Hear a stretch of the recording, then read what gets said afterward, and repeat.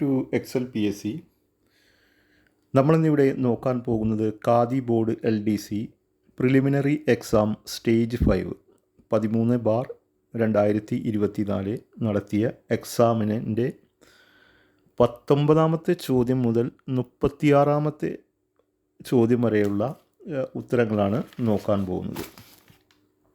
19ാമത്തെ ചോദ്യം, young India പത്രത്തിൻ്റെ സ്ഥാപകൻ ആര്? യങ് ഇന്ത്യ പത്രത്തിൻ്റെ സ്ഥാപകൻ ആര് എന്നതാണ് ചോദ്യം. അതിനുത്തരം മഹാത്മാഗാന്ധി. മഹാത്മാഗാന്ധിയാണ് യങ് ഇന്ത്യ പത്രത്തിൻ്റെ സ്ഥാപകൻ. 20ാമത്തെ ചോദ്യം, പാരമ്പര്യേതര ഊർജ സ്രോതസ്സിൻ്റെ സവിശേഷത അല്ലാത്തത് ഏത്? ചോദ്യം ഒന്നുകൂടി വായിക്കാം. പാരമ്പര്യേതര ഊർജ സ്രോതസ്സിൻ്റെ സവിശേഷത അല്ലാത്തത് ഏത്? അതിനുത്തരം ശുഷ്കമായി കൊണ്ടിരിക്കുന്നു. ശുഷ്കമായി കൊണ്ടിരിക്കുന്നു എന്നതാണ് പാരമ്പര്യേതര ഊർജ സ്രോതസ്സിൻ്റെ സവിശേഷത അല്ലാത്തത് ഏത് എന്ന് ചോദിച്ചതിന് ഉത്തരം ശുഷ്കമായി കൊണ്ടിരിക്കുന്നു. ഇനി 21ാമത്തെ ചോദ്യം, ഇന്ത്യൻ ഭരണഘടനയിൽ 6 മുതൽ 14 വയസ്സുവരെയുള്ള കുട്ടികൾക്ക് സൗജന്യവും നിർബന്ധിതവുമായ വിദ്യാഭ്യാസം മൗലികാവകാശമാണ്. ഭരണഘടനയുടെ ഏത് അനുച്ഛേദമാണ് ഈ വിദ്യാഭ്യാസാവകാശം ഉൾപ്പെടുത്തിയിട്ടുള്ളത്? അപ്പോൾ അതിനുത്തരം അനുച്ഛേദം 21A ആണ് അതിനുത്തരം. ഇന്ത്യൻ ഭരണഘടനയിൽ 6 മുതൽ 14 വയസ്സുവരെയുള്ള കുട്ടികൾക്ക് സൗജന്യവും നിർബന്ധിതവുമായ വിദ്യാഭ്യാസം മൗലികാവകാശമാണ്. ഭരണഘടനയുടെ ഏത് അനുച്ഛേദമാണ് ഈ വിദ്യാഭ്യാസാവകാശം ഉൾപ്പെടുത്തിയിട്ടുള്ളത് എന്നതാണ് ചോദ്യം. അപ്പോൾ ഉത്തരം സി, അതായത് അനുച്ഛേദം 21A ഈ വിദ്യാഭ്യാസം മൗലിക അവകാശമാണ് എന്നുള്ളത് ഉൾപ്പെടുത്തിയിട്ടുള്ളത്. അടുത്ത 22ാമത്തെ ചോദ്യം, ഇന്ത്യൻ ഭരണഘടനയിൽ മൗലിക കർത്തവ്യങ്ങളെക്കുറിച്ച് പ്രതിപാദിക്കുന്നത് ഏത് ഭാഗത്താണ്? ഇന്ത്യൻ ഭരണഘടനയിൽ മൗലിക കർത്തവ്യങ്ങളെക്കുറിച്ച് പ്രതിപാദിക്കുന്നത് ഏത് ഭാഗത്താണ് എന്നതിൻ്റെ ഉത്തരം ബി ആണ്, ഭാഗം 4A.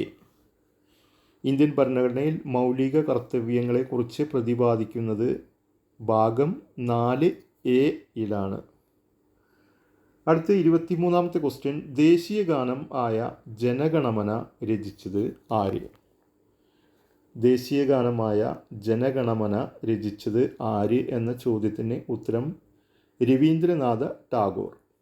ദേശീയ ഗാനമായ ജനഗണമന രചിച്ചത് രവീന്ദ്രനാഥ ടാഗോർ. ദേശീയ ഗീതം ആയ വന്ദേ മാതരം ആദ്യമായി പാടിയത് ഇന്ത്യൻ നാഷണൽ കോൺഗ്രസിൻ്റെ ഏത് സമ്മേളനത്തിൽ ആയിരുന്നു? ദേശീയ ഗീതം ആയ വന്ദേ മാതരം ആദ്യമായി പാടിയത് ഇന്ത്യൻ നാഷണൽ കോൺഗ്രസിൻ്റെ ഏത് സമ്മേളനത്തിൽ ആയിരുന്നു? ഉത്തരം എ ആണ്, കൽക്കത്ത കോൺഗ്രസ് സമ്മേളനം. കൽക്കത്ത കോൺഗ്രസ് സമ്മേളനത്തിലാണ് ദേശീയ ഗീതം ആയ വന്ദേ മാതരം ആദ്യമായി പാടിയത്. ഇനി 25ാമത്തെ ചോദ്യം, ദേശീയ പതാകയുടെ നീളവും വീതിയും തമ്മിലുള്ള അനുപാതം എത്ര? ദേശീയ പതാകയുടെ നീളവും വീതിയും തമ്മിലുള്ള അനുപാതം എത്ര എന്ന ചോദ്യത്തിന് ഉത്തരം ഡി ആണ്, 3:2. 3:2 ആണ് ദേശീയ പതാകയുടെ നീളവും വീതിയും തമ്മിലുള്ള അനുപാതം. ഇനി 26ാമത്തെ ചോദ്യം, ദേശീയ മനുഷ്യാവകാശ കമ്മീഷൻ നിലവിൽ വന്നത് ഏത് വർഷത്തിൽ? ദേശീയ മനുഷ്യാവകാശ കമ്മീഷൻ നിലവിൽ വന്നത് ഏത് വർഷത്തിൽ? അതിനുത്തരം സി ആണ്, 1993 ഒക്ടോബർ 12. 1993 ഒക്ടോബർ 12 ദേശീയ മനുഷ്യാവകാശ കമ്മീഷൻ നിലവിൽ വന്നത്. 27ാമത്തെ ചോദ്യം, ഇന്ത്യയിൽ വിവരാവകാശ നിയമം നിലവിൽ വന്നത് ഏത് വർഷത്തിൽ? ഇന്ത്യയിൽ വിവരാവകാശ നിയമം നിലവിൽ വന്നത് ഏത് വർഷത്തിൽ? അതിനുത്തരം 12 ഒക്ടോബർ 2005. 12 ഒക്ടോബർ 2005 ഇന്ത്യയിൽ വിവരാവകാശ നിയമം നിലവിൽ വന്നത്. ഇനി 28ാമത്തെ ചോദ്യം, ഇന്ത്യൻ ഭരണഘടനയിൽ ജീവിക്കുന്നതിനും വ്യക്തി സ്വാതന്ത്ര്യത്തിനും ഉള്ള അവകാശത്തെപ്പറ്റി പ്രതിപാദിക്കുന്ന അനുച്ഛേദം ഏത്? ഇന്ത്യൻ ഭരണഘടനയിൽ ജീവിക്കുന്നതിനും വ്യക്തി സ്വാതന്ത്ര്യത്തിനും ഉള്ള അവകാശത്തെപ്പറ്റി പ്രതിപാദിക്കുന്ന അനുച്ഛേദം ഏത് എന്നതാണ് ചോദ്യം. അതിനുത്തരം ഡി ആണ്, അനുച്ഛേദം 21. അനുച്ഛേദം 21 ആണ് ഇന്ത്യൻ ഭരണഘടനയിൽ ജീവിക്കുന്നതിനും വ്യക്തി സ്വാതന്ത്ര്യത്തിനും ഉള്ള അവകാശത്തെപ്പറ്റി പ്രതിപാദിക്കുന്ന അനുച്ഛേദം. അടുത്തത് 29ാമത്തെ ചോദ്യമാണ്.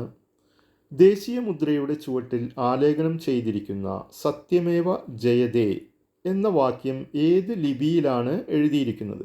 ചോദ്യം ഒന്നുകൂടി വായിക്കാം. ദേശീയ മുദ്രയുടെ ചുവട്ടിൽ ആലേഖനം ചെയ്തിരിക്കുന്ന സത്യമേവ ജയതേ എന്ന വാക്യം ഏത് ലിപിയിലാണ് എഴുതിയിരിക്കുന്നത്? അതിനുത്തരം എ ആണ്, ദേവനാഗരി. ദേവനാഗരി ലിപിയിലാണ് ദേശീയ മുദ്രയുടെ ചുവട്ടിൽ ആലേഖനം ചെയ്തിരിക്കുന്ന സത്യമേവ ജയതേ എന്ന വാക്യം എഴുതിയിരിക്കുന്നത്. ഇനി 30ാമത്തെ ചോദ്യം. താഴെ പറയുന്നവയിൽ ഇന്ത്യയുടെ ദേശീയ മൃഗം ഏതാണ്? താഴെ പറയുന്നവയിൽ ഇന്ത്യയുടെ ദേശീയ മൃഗം ഏതാണ്? അതിനുത്തരം ബി ആണ്, കടുവയാണ് ഇന്ത്യയുടെ ദേശീയ മൃഗം. 31ാമത്തെ ചോദ്യം.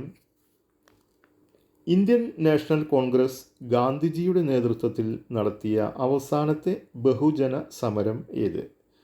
ഇന്ത്യൻ നാഷണൽ കോൺഗ്രസ് ഗാന്ധിജിയുടെ നേതൃത്വത്തിൽ നടത്തിയ അവസാനത്തെ ബഹുജന സമരം ഏത് എന്നതാണ് ചോദ്യം. അതിനുത്തരം സി ആണ്, ക്വിറ്റ് ഇന്ത്യ സമരം. ക്വിറ്റ് ഇന്ത്യ സമരമാണ് ഗാന്ധിജിയുടെ നേതൃത്വത്തിൽ നടത്തിയ അവസാനത്തെ ബഹുജന സമരം. ഇനി 32ാമത്തെ ചോദ്യം.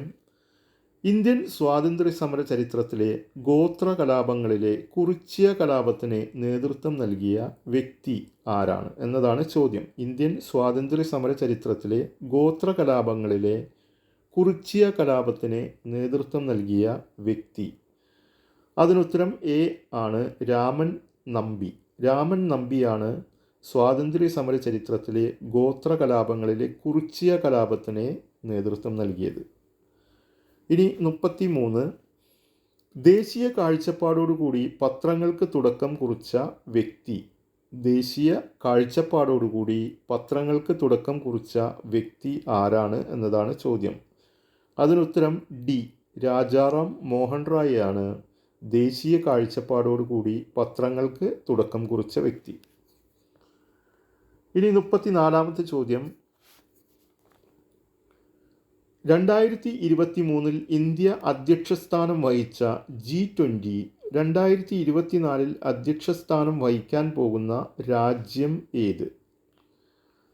ഒന്നുകൂടി വായിക്കാം. 2023 ഇന്ത്യ അധ്യക്ഷസ്ഥാനം വഹിച്ച G20 2024 അധ്യക്ഷസ്ഥാനം വഹിക്കാൻ പോകുന്ന രാജ്യം ഏത് എന്നതാണ് ചോദ്യം. ഇനി ഉത്തരം വായിക്കാം. ഉത്തരം ബി ആണ്, ബ്രസീലാണ് 2024 അധ്യക്ഷസ്ഥാനം വഹിക്കാൻ പോകുന്ന രാജ്യം. G20 അധ്യക്ഷസ്ഥാനം 2024 വഹിക്കാൻ പോകുന്ന രാജ്യം ബ്രസീൽ.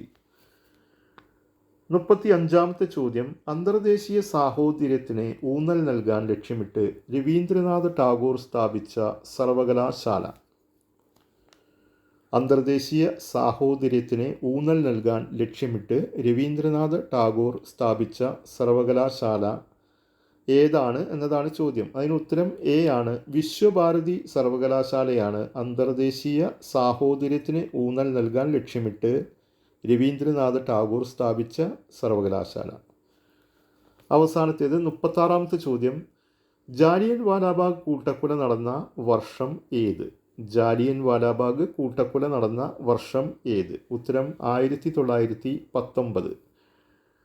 1919 ജാലിയൻ വാലാബാഗ് കൂട്ടക്കൊല നടന്നത്. ഇതോടുകൂടി ഈ പങ്ക്തി അവസാനിക്കുന്നു. Thank you for watching. ഈ വീഡിയോ ഇഷ്ടപ്പെടുകയാണെങ്കിൽ നിങ്ങൾ തീർച്ചയായും ഞങ്ങളുടെ ഈ ചാനൽ സബ്സ്ക്രൈബ് ചെയ്യണം.